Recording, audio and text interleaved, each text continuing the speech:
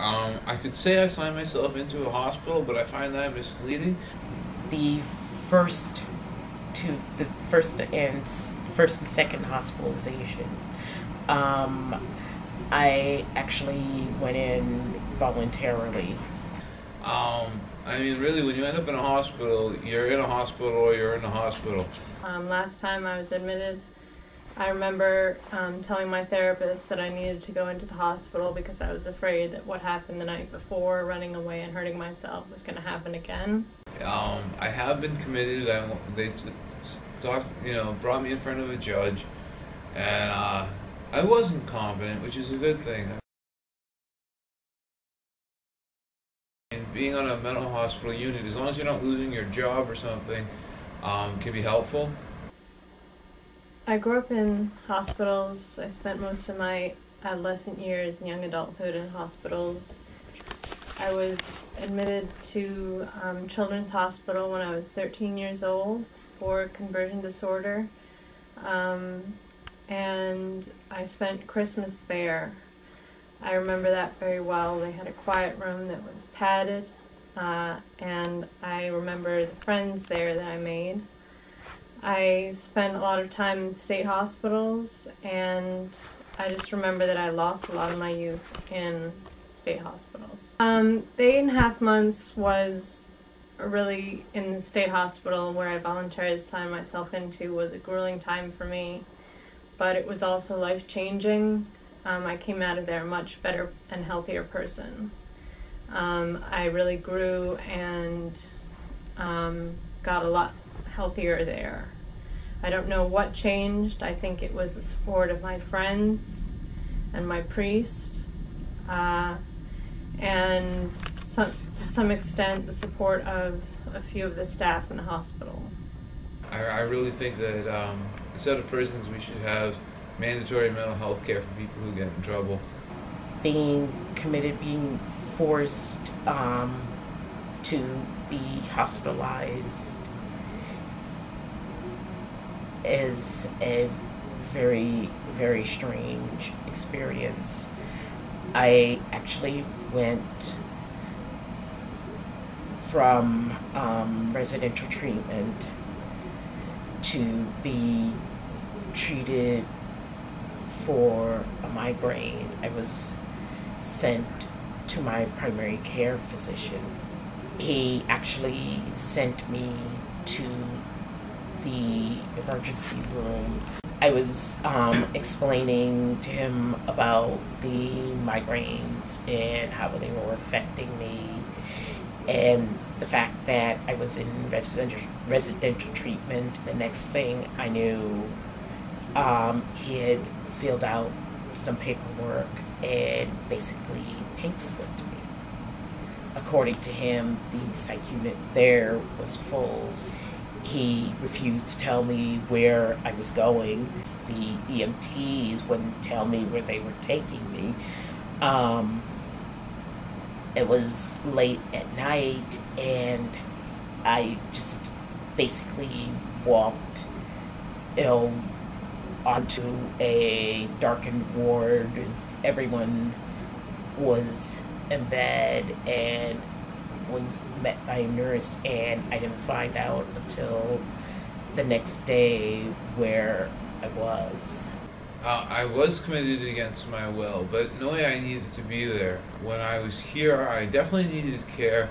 The inpatient unit was far from perfect because we didn't have enough freedom and there was too many rules, but I do feel that keeping me here and getting me mental health care and showing I was going along with the treatment instead of ending up in more legal trouble, I don't think that's that bad. The difference between voluntary and forced commitment is that there's a choice, and the voluntary commitment is much more free, I think. You don't feel that you're being forced into it. You don't feel that you're a bad person because you're in there. You don't feel that people are forcing you into treatment because you've done something bad, because you're failing in any aspect of your life, because people are taking hold of your life. When you voluntarily sign something anything in your life. You're in control. You're in charge. I think a lot of people need a walk in the woods more than they need a mental hospital. The ideal staff for a unit is someone who respects every patient on every level, When they take time out to spend time with me, is not condescending, where they'd help me when I was having a hard time, does not talk down to you, treats you fairly and equally, and does not favor one patient over the other because of their behavior, their level of disability.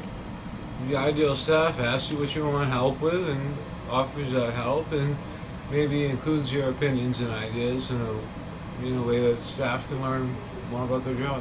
the ideal staff would be someone who comes to you when they come onto their shift, says hello, asks how you've been, takes time out from what they're doing to come and help you, maybe cook some food for you when the food really sucks, and helps you when you're having a hard time, understands you, listens to you.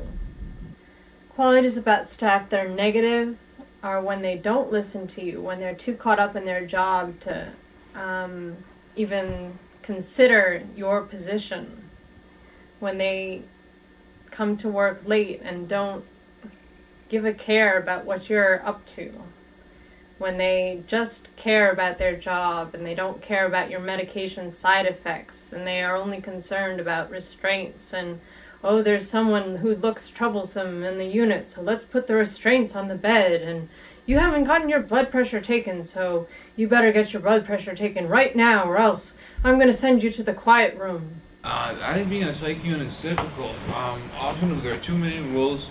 You know, when I was last on a psych unit, it was a long time ago, so I can't tell you what it's like now.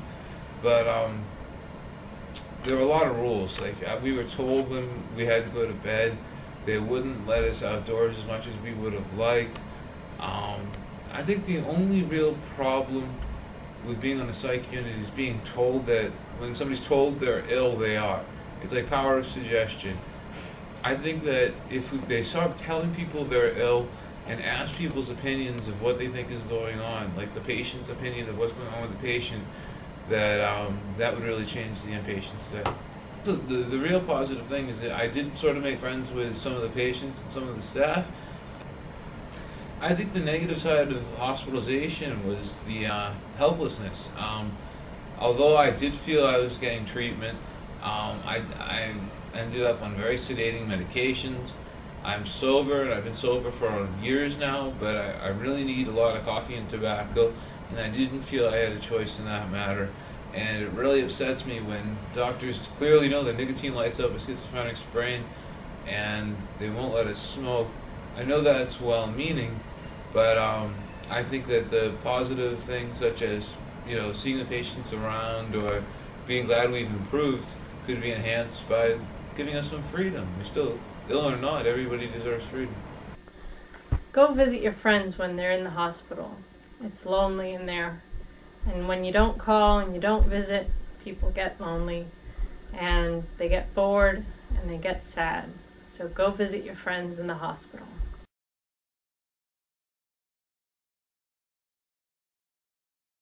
One thing that my psychiatrist and my mom always says is, you've been out of the hospital a week, why don't you apply to Harvard?